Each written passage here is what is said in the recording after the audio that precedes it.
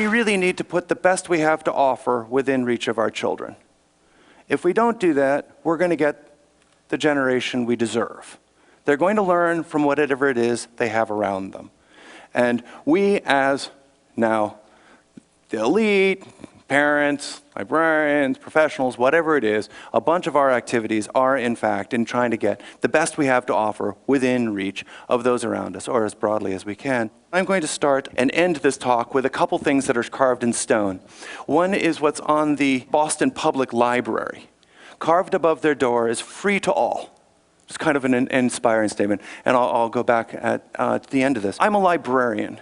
And what I'm trying to do is bring all of the work's knowledge to as many people as want to read it. And the idea of using technology is perfect for us. I think we have the opportunity to one-up the Greeks. It's not easy to one-up the Greeks.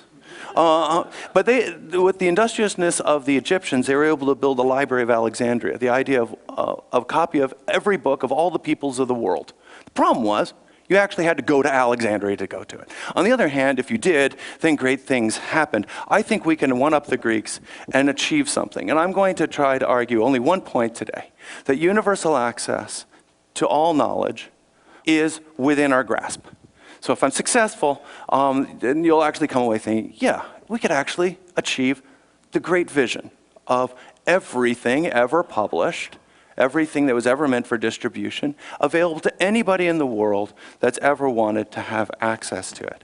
Yes, there's issues about how money should be distributed, and that's still being refigured out. But I'd say there's plenty of money and there's plenty of demand, so we can actually achieve that.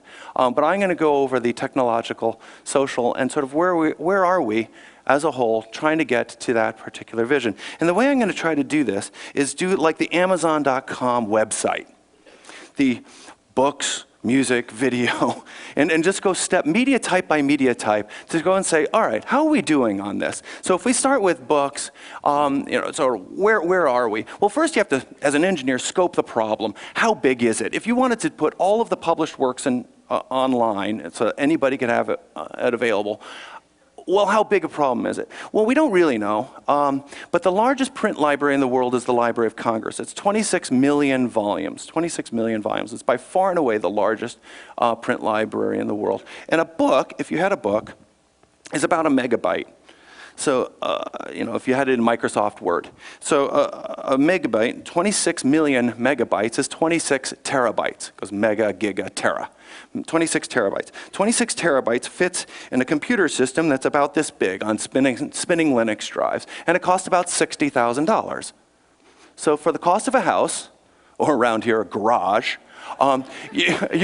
you can have spinning all of the words in the Library of Congress. That's pretty neat. Then the question is what do you get if, is it worth trying to get there? Do you actually want it online? Some of the first things that people do is they make book readers that allow you to search inside the books, and that's kind of fun, and you can download these things and look around them in new and different ways, and you can get at them remotely if you happen to have a laptop. There's starting to be some of these sort of page-turny interfaces that look a whole lot like books in certain ways, and you can search and make little tabs, and it's kind of cute, still very book-like on your laptop. But I don't know, reading things on a laptop, whenever I pull out my laptop, it always feels like work. I think that's one of the reasons why the Kindle is so great. I don't have to feel like I'm at work to read a Kindle. It's starting to be a little bit more specified. But I have to say that there's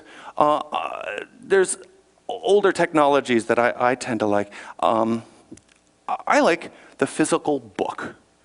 And I think we can go and use our technology to go and digitize things, put them on the net, and then download, print them, and bind them, and end up with books again. And we sort of said, well, how hard is this? And it turns out to not be very hard. We actually went off to make a bookmobile. And a bookmobile the size of a van with a satellite dish, a printer, binder, and cutter, and kids make their own books. It costs about $3 to download, print, and bind a normal old book. And they actually come out kind of nice looking. You can actually get really good looking books for on the order of 1 penny per page, sort of the parts cost for doing this. So the idea of this technology actually may end up putting books back in people's hands again. There are some other bookmobiles running around. This is Eric Eldred making books at Walden Pond, Thoreau's works. This is just before he got kicked out by the Park Service for competing with the bookstore there. In India, they've got another couple bookmobiles running around, and this is the opening day at the Library of Alexandria, the new Library of Alexandria in Egypt. It was quite popularly attended, and kids starting to make their own books, and a happy kid with the first book that he's ever owned.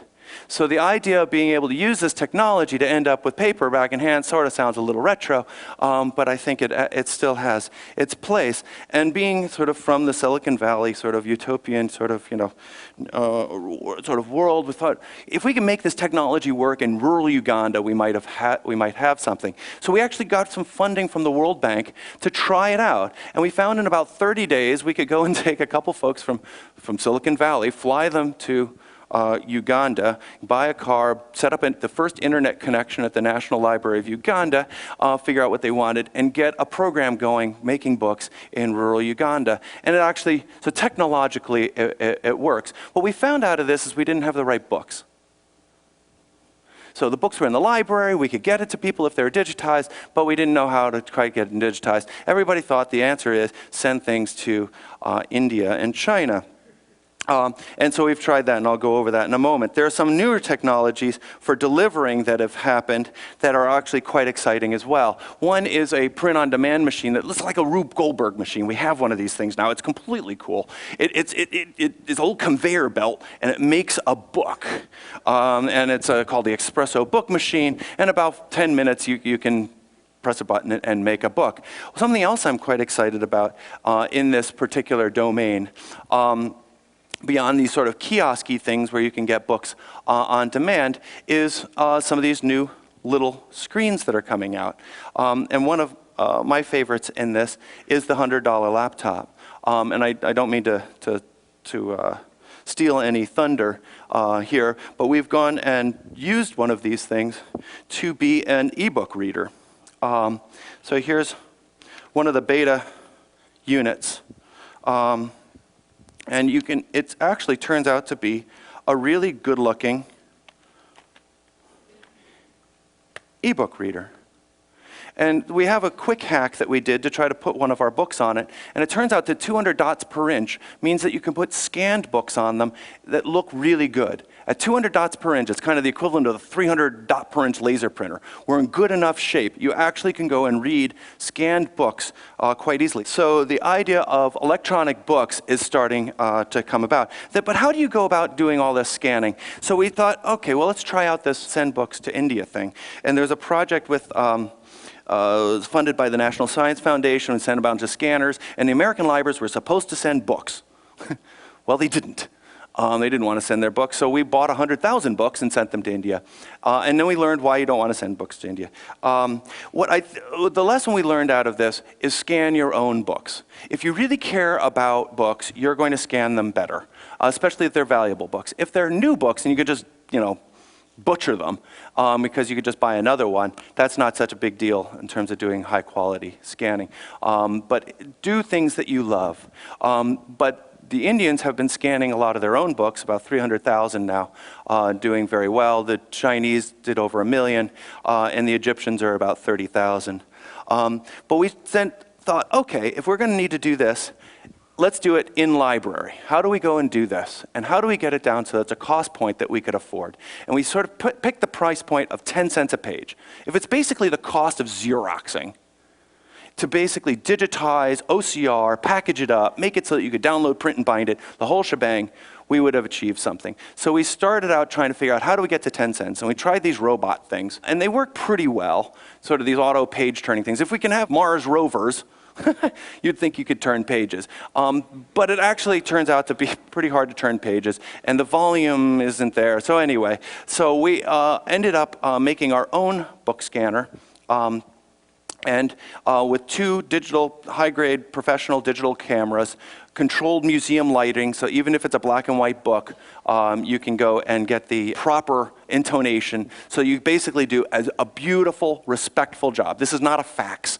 This is the idea is to do a beautiful job as you're going through these libraries. And we've been able to achieve 10 cents a page if we run things in volume. This is what it looks like at the University of Toronto, and actually it turns out to pay a living wage. People seem to love it. Yes, it's a little boring, but some people kind of get into the zen of it.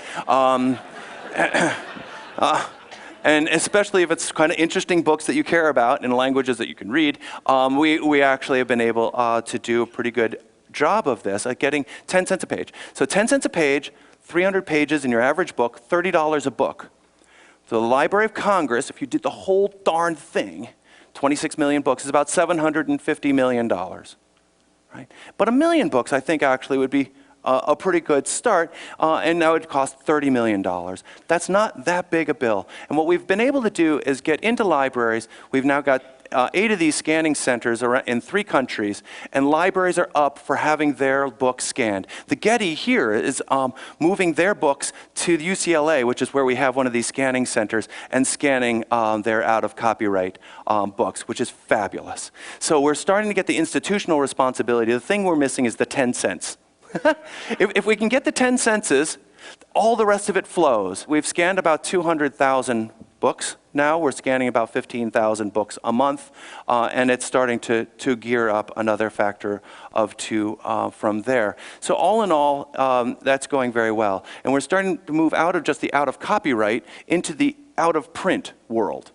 So I think of, we're kind of going from the out-of-copyright library stuff, and Amazon.com is coming from the in-print world. And I think we'll meet in the middle someplace and have the classic thing that you have, which is a publishing system and a library system working in parallel. And so we're starting up a program to do out-of-print works, but loaning them. Exactly what loaning means, not quite sure. But anyway, loaning out-of-print works from the Boston Public Library, the Woods Hole Oceanographic Institute, and a few other libraries that are starting to participate in this program to try out this model of where does a library stop and where does the bookstore take over. So all in all, it's possible to do this in large scale. We're also going back over microfilm and getting that online. So we can do 10 cents a page. We're going 15,000 books a month.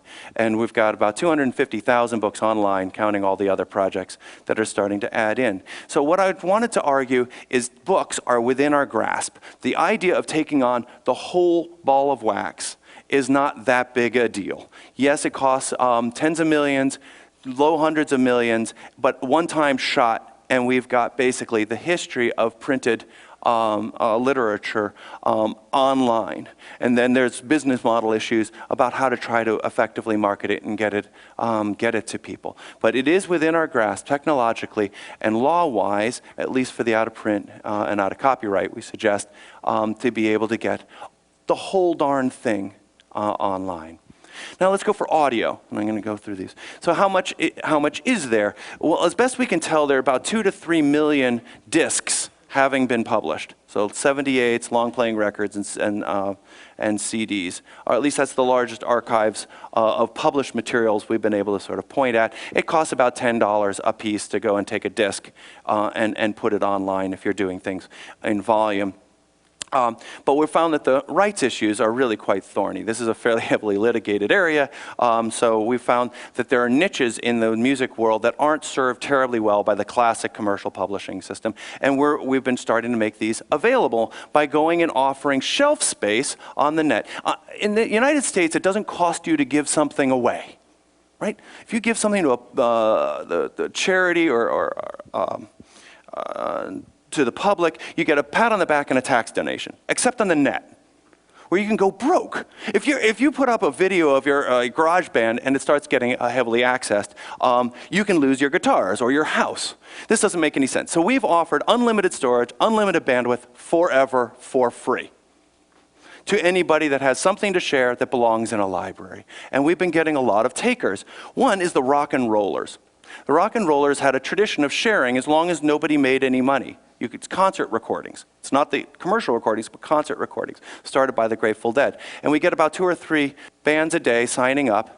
They give permission, and we get about 40 or 50 concerts a day. We have about 40,000 concerts, everything the Grateful Dead ever did, up on the net so that people can see it and listen to this materials. So audio is possible to put up, but the rights issues are really pretty thorny. We've got a lot of collections now, a couple 100,000 items, and it's growing over time. Moving images. If you think of theatrical releases, there are not that many of them. As best we can tell, there are about 150,000 to 200,000 movies ever that are really meant for large-scale theatrical distribution. It's just not that many. About half of those were Indian. But anyway, it's doable, but we've only found about 1,000 of these things that to be out of copyright, so we've digitized those and made those available. But we found that there's lots of other types of movies that haven't really seen the light of day, archival films. We've found also a lot of political films, a lot of amateur films, all sorts of things that are basically needing a home, a permanent home. So we've been starting to make these available, and it's grown to be very popular. We're not quite a YouTube. We tend to towards longer term things and also things that people can reuse and make into new movies, which has been just been great fun. Television comes quite a bit larger. We started recording 20 channels of television 24 hours a day. It's sort of the biggest TiVo box you've ever seen. It's about a petabyte so far of worldwide television. Russian, Chinese, Japanese, Iraqi, Al Jazeera, BBC, CNN, ABC, CBS, NBC, 24 hours a day. We only put 1 week up, which is mostly for cost reasons, which is the 9/11, sort of from 9/11, 2001 for 1 week. What did the world see? CNN was saying that Palestinians were dancing in the streets. Were they? Let's look at the Palestinian television and find out. How can we have critical thinking without being able to quote and being able to compare what happened in the past? And television is dreadfully unrecorded and unquotable, except by Jon Stewart, who does a fabulous job. So anyway, television is, I would suggest, within our grasp. So $15 per video hour and also about $100 to $150 per celluloid hour, we're able to go and get materials online very inexpensively and have them up on the net, and we've got now a lot of these materials. So we've got about 100,000 pieces up there. So books, music, video, software, there's only 50,000 titles of it. Mostly the issues there are legal issues and breaking copy protections. But we've worked through some of those, but we've still got real problems in Washington. What we're best known as the World Wide Web. We've been archiving the World Wide Web since 1996. We take a snapshot of every website and all of the pages on it every 2 months.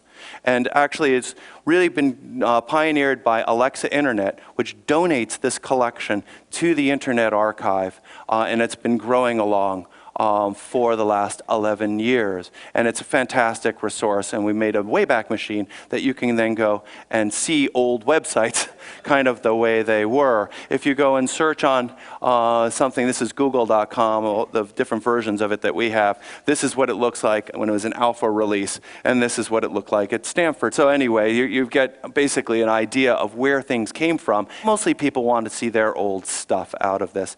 If there's one thing that we want to learn from the Library of Alexandria version 1, which is probably best known for burning, is don't just have one copy. So we've started to, we've made another copy of all of this, and we actually put it back in the Library of Alexandria. So this is a picture of the Internet Archive at the Library of Alexandria, and we now have also another copy building up in Amsterdam. So I figured we should put it in the San Andreas Fault Line in San Francisco, flood zone in Amsterdam, and in the Middle East. Right, so anyway, so we're hedging our bets here.